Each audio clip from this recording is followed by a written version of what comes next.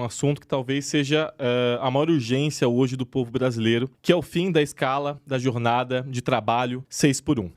A nossa parlamentar, Erika Hilton, deputada federal do PSOL aqui de São Paulo, foi a responsável, foi a autora do projeto de lei que visa reduzir a escala 6x1 em todo o território brasileiro. E me deixa bastante curioso o fato de que um membro do MBL, um deputado estadual chamado Guto Zacarias, aqui de São Paulo, se manifestou de forma contrária ao projeto publicamente, recentemente, em um podcast, e fez diversos malabarismos para tentar justificar ele ser contra o projeto. Eu quero, então, de forma bem objetiva, saber se vocês apoiam o fim da escala 6x1 no Brasil e, portanto, se vocês estão com a gente nesse projeto da deputada Erika Hilton, que visa acabar com o fim da escala 6x1, que é uma escala, uma jornada de trabalho que, inclusive, prejudica mulheres pretas, mulheres donas de casa, mães, né, o trabalhador, de forma geral, que não tem tempo livre, né? Então, eu quero entender se vocês apoiam, estão com a gente contra o fim da escala 6x1 no projeto da deputada Erika Hilton. São duas perguntas diferentes. Primeiro, se eu sou contra o fim da escala, se eu sou a favor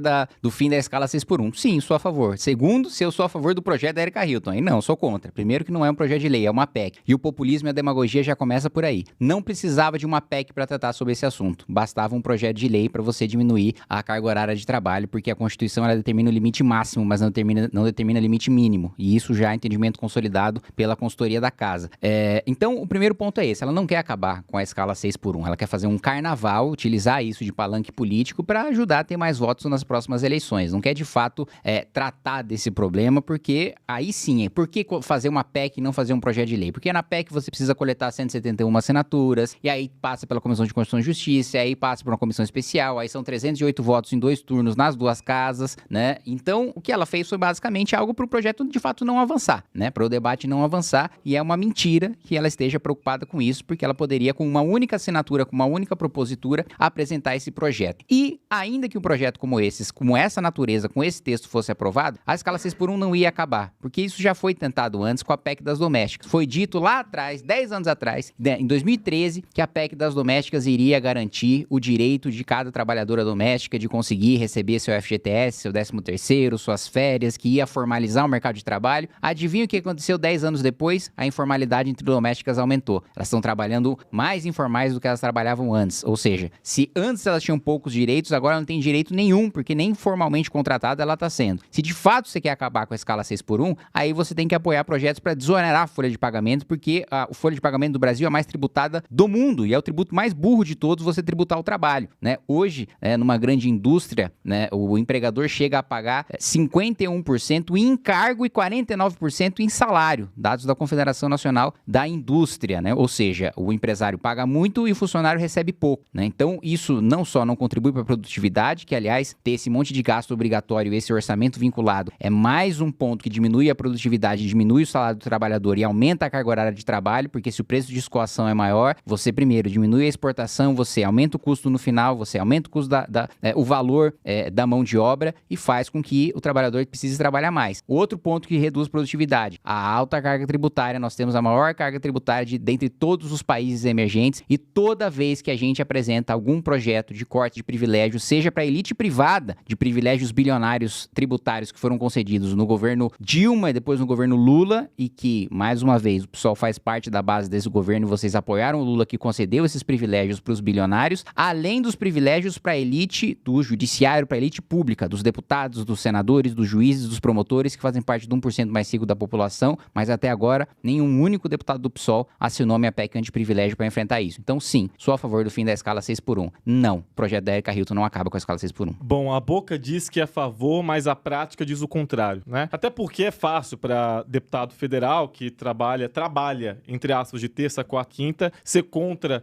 o fim da escala 6x1, de você pega ônibus 4h30 da manhã, passa 2 horas no busão, chega no trabalho, sai 7 horas da noite do trabalho, pega mais 2h30 para voltar, tem que fazer comida, colocar os filhos para dormir. Para essas pessoas, para esses deputados, é fácil dizer, né? Ele se diz a favor do fim da escala 6x1, mas a prática diz justamente o contrário. Até porque o deputado Kim Kataguiri citou a questão da desoneração da folha de pagamento, que o Congresso Nacional foi o responsável. Deputado, por que você não diz que foram 50 bilhões de reais perdoados por grandes empresas que deixaram de pagar tributo, que poderiam ter sido usados em defesa da educação, em defesa da saúde, em defesa da classe trabalhadora no Brasil? Por que você não diz que o Congresso perdoou 50 50 bilhões de reais em dívidas de grandes empresários, e agora a gente está nessa situação em que a gente precisa, o governo federal, o governo Lula, precisa querer pautar, cobrar IOF e tributo sobre grandes fortunas. Você que é trabalhador, você que ganha até 5 mil reais, o governo, o presidente Lula, quer que você não pague imposto de renda. Só que o governo e o MBL querem que você pague imposto de renda. Você que ganha menos de 5 mil reais, o deputado Kim Kataguiri e o Bolsonaro querem que você pague imposto de renda. Como que você se sente em relação a isso? Como que você se sente em relação a isso? Agora, o presidente Lula, você sabe disso? Que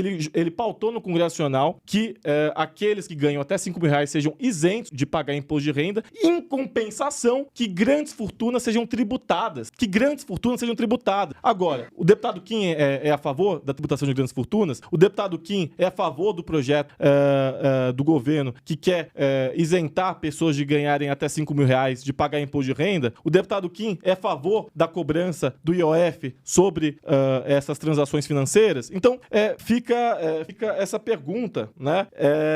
E aí eu quero entender também, né, finalizar, devolver a pergunta. Se você é contra o projeto da deputada Erika Hilton, que você sabe muito bem que é muito diferente você fazer uma proposta de lei e uma proposta de emenda à Constituição, que a proposta de emenda à Constituição é justamente você estabelecer isso na Constituição Federal, para que não haja nenhuma gambiarra, para que ninguém queira modificar isso depois. Então é por isso que a deputada Erika Hilton fez isso. Agora, você dizer que uma pessoa que apresenta um projeto de lei como esse, uma PEC como essa, não quer de fato trabalhar, o que vocês fazem? O que vocês vêm fazendo pelo fim da jornada de trabalho 6x1? É isso que eu queria entender. Bom, primeiro você colocar que o que se coloca na Constituição não se muda é piada, né? Olha, o nosso país é o país que mais muda a Constituição dentre todos os regimes democráticos do mundo. Todo governo se muda a Constituição porque absolutamente todos os assuntos estão na Constituição. E eu quero começar respondendo toda a sua fala. Primeiro, sobre trabalhar entre aspas, eu vou te falar quem de fato trabalha entre aspas no Congresso Nacional, o Guilherme Boulos. Muito diferente de mim. Sou o deputado mais produtivo na Câmara dos Deputados, segundo todas as consultorias independentes. Vamos fazer uma comparação aqui do seu ídolo com o meu trabalho? Olha, o Guilherme Boulos, ele teve 11 relatórios aprovados nesse mandato dele. Eu tive 91 relatórios no mesmo período de tempo. Ele teve nenhum projeto sancionado e ele é da base do governo Lula. Eu tive 9 projetos sancionados e sou um deputado de oposição. Ele disse que atuou ali 9 anos na rede estadual de ensino, quando na realidade só atuou 1 ano de trabalho e todo o resto ele foi sustentado pela herança dos pais, né? Então ele é um playboy herdeiro que sempre viveu do prestígio que os pais têm enquanto médicos ricos que são de famílias tradicionais aqui no estado de São Paulo.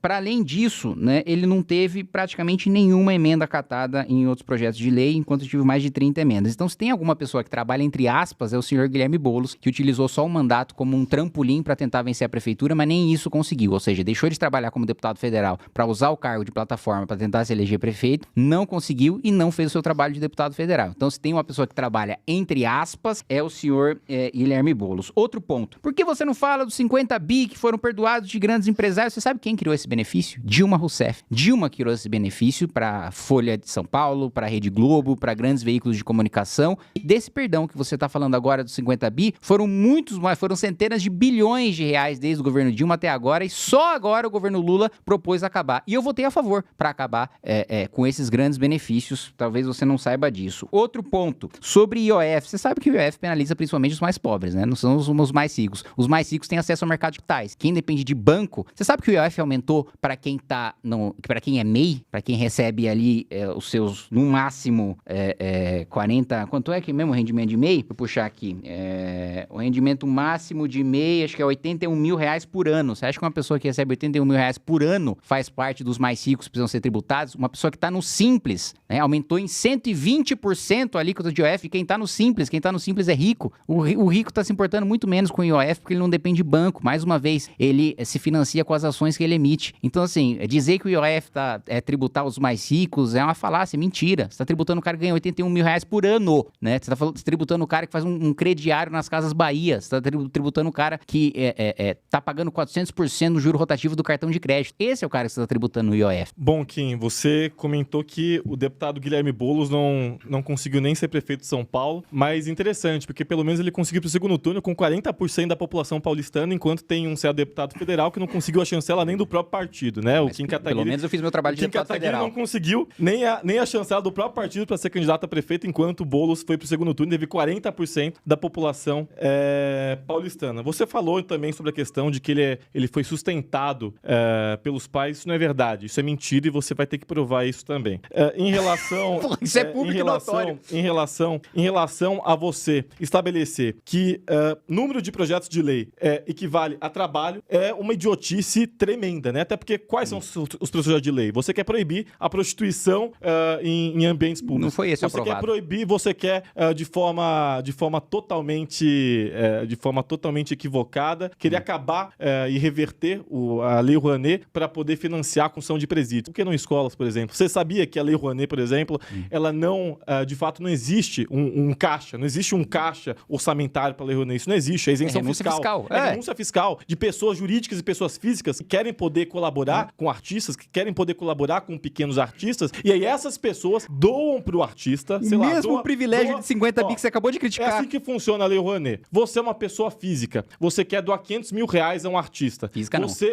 O limite de pessoa física é 500 mil reais, e de pessoa jurídica é 1 milhão de reais, né? E grandes corporações, 10 milhões. Aí você quer doar para um artista que você apoia, e aí você vai ter um abatimento lá de 4% do seu imposto de renda, né? Seja pessoa jurídica ou seja pessoa física. É disso que se trata. Não existe um caixa do governo em que se tira dinheiro para poder financiar a Lei Rouanet. Portanto, é um projeto mentiroso e populista, né? O Kim, que tanto prega contra o populismo, é um projeto populista e que, de fato, não tem base. Então, é importante ressaltar essas questões. E aí eu reitero uma pergunta ao deputado Kim, se ele defende a medida do governo de querer isentar aqueles que ganham até 5 mil reais mensais de pagar imposto de renda. Você está com o presidente Lula nessa, deputado?